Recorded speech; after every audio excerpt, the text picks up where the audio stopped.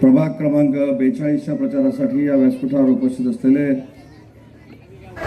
आपल्या शिवसेनेचे लोकप्रिय विभाग प्रमुख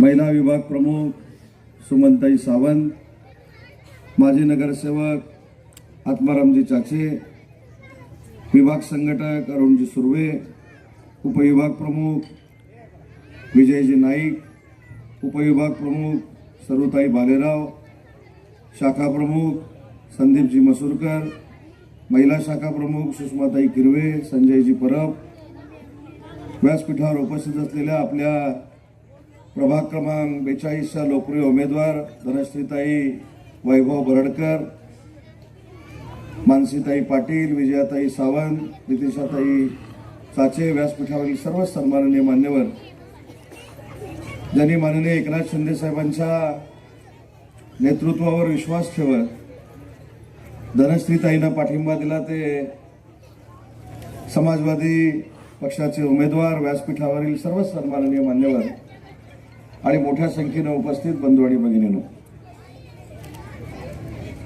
वैभवजींना मी मनापासून धन्यवाद देतो. आपण आपल्या राजकीय जीवनामध्ये अनेकांची कामं करत असतो आणि अनेकांची कामं करत असताना त्याचं मानसिक समाधान आपल्याला होतं की नाही मला माहित नाही, पण ज्यावेळी विकासापासून वंचित असलेल्या घटकाचं आपण काम करतो, त्यांना शौचालय उपलब्ध करून देतो, त्यांना पाणी उपलब्ध करून देतो, त्यांना वीज उपलब्ध करून देतो, या कामामध्ये एक वेगळं समाधान असतं आणि या समाधानापेक्षा या जमलेल्या सगळ्यांचे आशीर्वाद असतात आणि म्हणूनच धनश्रीताईंचा विजय हा निश्चित आहे. वैभवने सांगितले की 3 वाजल्यापासून सभेची आम्ही तयारी करतोय, काही स्टेजचं काम देखील अर्धवट आहे. वैभवजींना मी सांगतो, मी देखील तुमच्यासारखाच एक कार्यकर्ता होतो.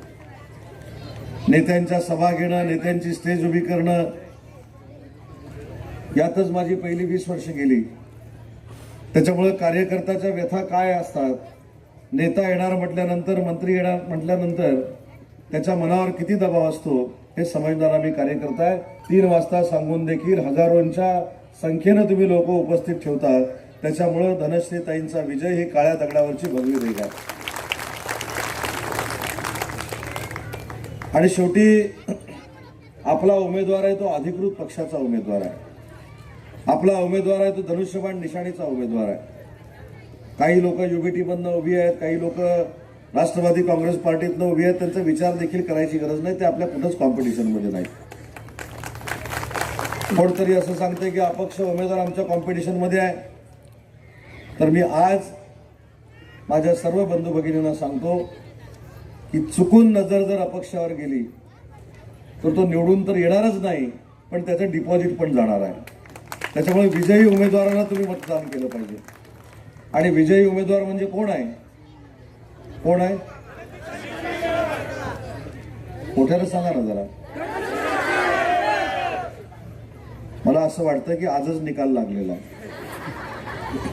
ज्या व्यक्तीनं तुम्हाला पाणी दिलं, ज्या व्यक्तीनं तुम्हाला वीज दिली, ज्या व्यक्तीनं तुम्हाला घर देण्याचा संकल्प केला, शौचालय दिलं, आणि हे सगळं करत असताना स्वतः अनेक वेळा केसेस ज्यानं अंगावर घेतल्या, त्या वैभवजींची पत्नी आज या निवडणुकीला सामोरं जात असताना आपली सगळ्यांची जबाबदारी आहे की जो आपल्यासाठी जेलमध्ये गेला, जो आपल्यासाठी तुरुंगवास ज्यानं भोगला, अशा कुटुंबाच्या मागं आपण ठामपणाने उभं राहिलं पाहिजे.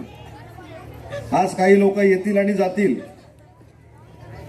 पण शेवटी आपल्यावर ज्यांनी विकासाची जबाबदारी टाकली, आपण ज्याच्यावर विकासाची जबाबदारी टाकली आणि त्यानं ती प्रामाणिकपणानं पार पाडली, अशा 5 वर्ष सातत्यानं काम करणाऱ्या वैभवजी आणि धनश्रीताईंनाच आपण न्याय दिला पाहिजे.